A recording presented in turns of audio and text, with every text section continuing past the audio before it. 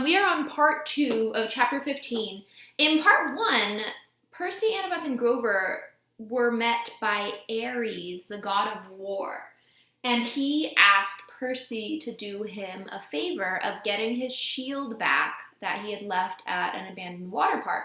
We're not really sure why Ares can't just get it himself, but Annabeth says that if a god asks you to do something, you have to do it. So the three of them are now going to a water park to try and get Ares' shield back.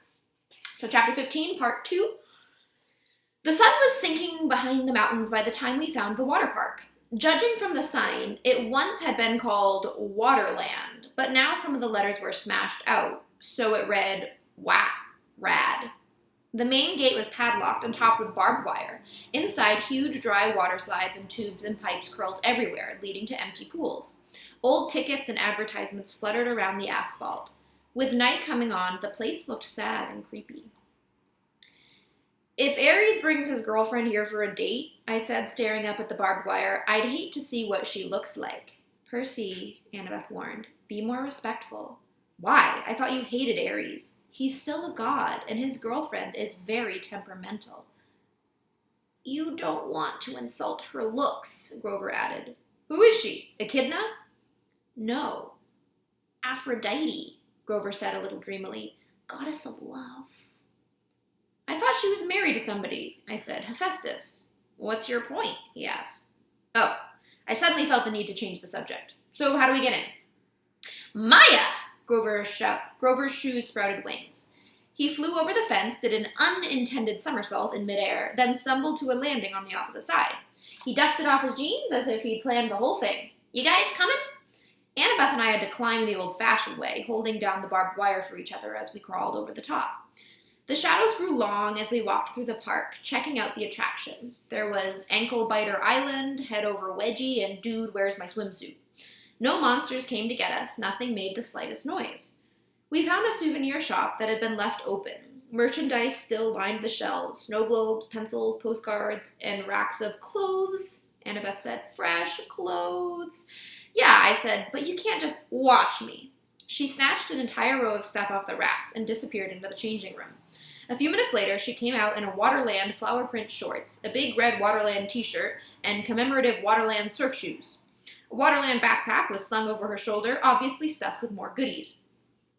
What the heck? Grover shrugged. Soon all three of us were decked out like walking advertisements for the defunct theme park. We continued searching for the Tunnel of Love. I got the feeling that the whole park was holding its breath.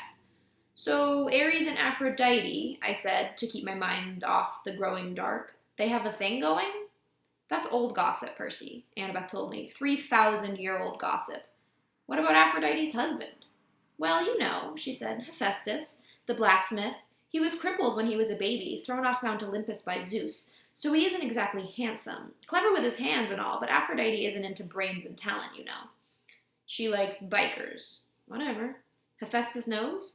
Oh, sure, Annabeth said. He caught them together once. I mean, literally caught them in a golden net and invited all the gods to come and laugh at them. Hephaestus is always trying to embarrass them. That's why they meet in out-of-the-way places like... She stopped, looking straight ahead. Like that. In front of us was an empty pool that would have been awesome for skateboarding. It was at least 50 yards across and shaped like a bowl. Around the rim, a dozen bronze statues of Cupid stood guard with wings spread and bows ready to fire. On the opposite side from us, a tunnel opened up, probably where the water flowed into when the pool was full. The sign above it read, Thrill Ride of Love. This is not your parents' tunnel of love. Grover kept toward the edge. Guys, look. Marooned on the bottom of the pool was a pink and white two-seater boat with a canopy over the top and little hearts painted all over it. In the left seat, glinting in the fading light, was Ares' shield, a polished circle of bronze. This is too easy, I said. So we just walk down there and get it? Annabeth ran her fingers along the base of the nearest Cupid statue. There's a Greek letter carved here, she said. Eta. I wonder. Grover, I said. Smell any monsters? He sniffed the wind. Nothing. Nothing like in the arch and you didn't smell echidna nothing? Or really nothing? Grover looked hurt. I told you that was underground. Okay, I'm sorry. I took a deep breath. I'm going down there. I'll go with you. Grover didn't sound too enthusiastic, but I got the feeling he was trying to make up for what had happened in St. Louis. No, I told him. I want you to stay up top with the flying shoes. You're the Red Baron, a flying ace, remember? I'll be counting on you for backup in case something was wrong. Grover puffed up his chest a little. Sure, but what could go wrong? I don't know. Just a feeling. Annabeth, come with me. Are you kidding? She looked at me as if I dropped from the moon. Her cheeks were bright pink. What's the problem now? I demanded. Me? Go with you on the thrill ride of love? How embarrassing is that? What if somebody saw me? Who's going to see you? But my face was burning now, too. Leave it to a girl to make everything complicated. Fine, I told her. I'll do it myself. But when I started down the side of the pool, she followed me, muttering about how boys always messed things up. We reached the boat. The shield was propped on one seat, and next to it was a lady's silk scarf. I tried to imagine Ares and Aphrodite here, a couple of gods meeting in a junked-out amusement park ride. Why? Then I noticed something I hadn't seen from top. Mirrors, all the way around the rim of the pool facing this spot. We could see ourselves no matter which direction we looked. That must be it. While Ares and Aphrodite were smooching with each other, they could look at their favorite people, themselves. I picked up the scarf. It shimmered pink, and the perfume was indescribable. Rose or mountain laurel, something good. I smiled a little dreamy and was about to rub the scarf against my cheek when Annabeth ripped it out of my hand and stuffed it in her pocket. Oh, no you don't. Stay away from that love magic. What? Get the shield, seaweed brain, and let's get out of here. The moment I touched the shield, I knew we were in trouble. My hand broke through something that had been connecting it to the dashboard, a cobweb. I thought, but then I looked at a strand of it on my palm and saw it was some kind of metal filament, so fine it was almost invisible. A trip wire. Wait, Annabeth said. Too late. There's another Greek letter on the side of this boat, another eta. This is a trap. Noise erupted all around us, of a million gears grinding, as the whole pool were turning into one giant machine. Grover yelled, Guys! Up on the rim, the Cupid statues were drawing their bows into firing position. Before I could suggest taking cover, they shot, but not at us. They fired at each other across the rim of the pool. Silky cables trailed from the arrows, arching over the pool and anchoring where they landed to form a huge golden asterisk. Then, smaller metallic threads started weaving together magically between the main strands, making a net. We have to get out, I said. Duh, Annabeth said. I grabbed the shield and we ran, but going up the slope of the pool was not as easy as going down. Come on, Grover shouted. He was trying to hold open a section of the net for us, but wherever he touched it, the golden thread started to wrap around his hands. The Cupid's heads popped open, out came video cameras, spotlights rose up all around the pool, blinding us with illumination, and a loudspeaker voice boomed, Live to Olympus in 1 minute, 59 seconds, 58. Hephaestus, Annabeth screamed. I'm so stupid. Eta is H. He made this trap to catch his wife with Ares. Now we're going to be broadcast live to Olympus and look like absolute fools. We'd almost made it to the rim when the row of mirrors opened like hatches and thousands of tiny metallic things poured out. Annabeth screamed. It was an army of wind-up creepy crawlies, bronze-geared bodies, spindly legs, little pincer mouths, all scuttling toward us in a wave of clacking, whirring metal. Spiders! Annabeth said. Ah! I'd never seen her like this before. She fell backward in terror and almost got overwhelmed by the spider robots before I pulled her up and dragged her back toward the boat. The things were coming out from all around the rim now, millions of them, flooding toward the center of the pool, completely surrounding us. I told myself they probably weren't programmed to kill, just corral us and bite us and make us look stupid. Then again, this was a trap meant for gods, and we weren't gods. Annabeth and I climbed into the boat. I started kicking away the spiders as they swarmed aboard. I yelled at Annabeth to help me, but she was too paralyzed to do much more than scream. 30, 29, called the loudspeaker. The spiders started spitting out strands of metal thread, trying to tie us down. The strands were easy enough to break at first, but there were so many of them, and the spiders just kept coming. I kicked one away from Annabeth's leg, and its pincers took a chunk out of my new surf shoe. Grover hovered above the pool in his flying sneakers, trying to pull the net loose, but it wouldn't budge. Think, I told myself, think! The tunnel of love entrance was under the net. We could use it as an exit, except it was blocked by a million robot spiders. 15, 14, the loudspeaker called. Water, I thought. Where does the ride's water come from?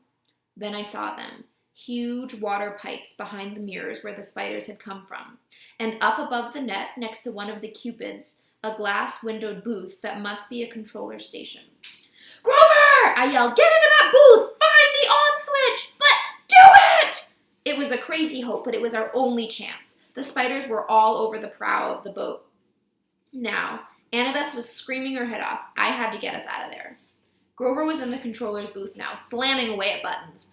5, 4. Grover looked at me hopelessly, raising his hands. He was letting me know he'd pushed every button, but still nothing was happening. I closed my eyes and thought about waves, rushing water, the Mississippi River. I felt a familiar tug in my gut. I tried to imagine that I was dragging the ocean all the way to Denver. 2, 1, 0! Water exploded out of the pipes. It roared into the pool, sweeping away the spiders. I pulled Annabeth into the seat next to me and fastened her seatbelt just as the tidal wave slammed into our boat, over the top, whisking the spiders away and dousing us completely, but not capsizing us. The boat turned, lifted in the flood, and spun in circles around the whirlpool. The water was full of short-circuiting spiders, some of them smashing against the pool's concrete wall with such force they burst. Spotlights glared down at us. The Cupid cams were rolling, live to Olympus. But I could only concentrate on controlling the boat. I willed it to ride the current, to keep away from the wall. Maybe it was my imagination, but the boat seemed to respond. At least, it didn't break into a million pieces. We spun around one last time, the water level now, almost high enough to shred us against the metal net. Then the boat's nose turned toward the tunnel, and we rocketed through into the darkness. Annabeth and I held tight, both of us screaming as the boat shot curls and hugged corners and took 45-degree plunges past pictures of Romeo and Juliet and a bunch of other Valentine's Day stuff. Then we were out of the tunnel, the night air whistling through our hair as the boat barreled straight toward the exit. If the ride had been in working order, we would have sailed off a ramp between the golden gates of love and splashed down safely into the exit pool. But there was a problem. The gates of love were chained. 2 boats had been washed out of the tunnel before us, now piled against the barricade. One submerged, the other cracked in half. "Unfasten your seatbelt," I yelled to Annabeth. "Are you crazy? Unless you want to get smashed to death." I strapped Aries' shield to my arm. "We're going to have to jump for it." My idea was simple and insane. As the boat struck, we would use its force like a springboard to jump the gate. I'd heard of people surviving car crashes that way, getting thrown 30 or 40 feet away from the accident. With luck, we would land in the pool. Annabeth seemed to understand. She gripped my hand as the gates got closer. "On my mark," I said. "No, on my mark."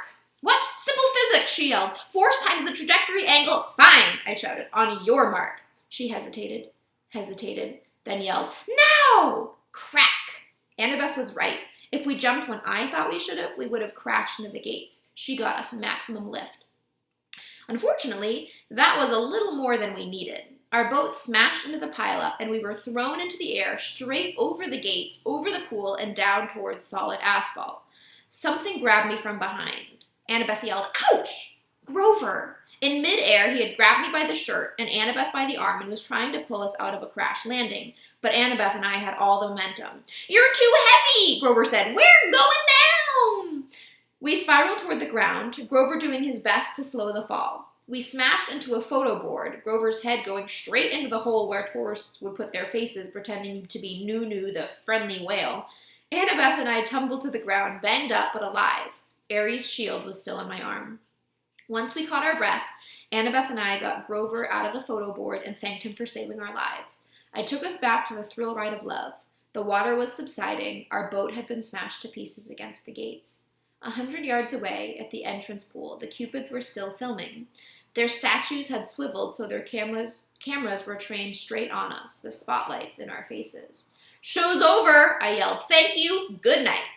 The Cupids turned back to their original positions. The lights shut off, the park went quiet and dark again, except for the gentle trickle of water into the thrill ride of love's exit pool. I wondered if Olympus had gone to a commercial break, or if our ratings had been any good. I hated being teased, I hated being tricked, and I had plenty of experience handling bullies who liked to do that stuff to me. I hefted my shield on my arm and turned to my friends. "We need to have a little talk with Aries."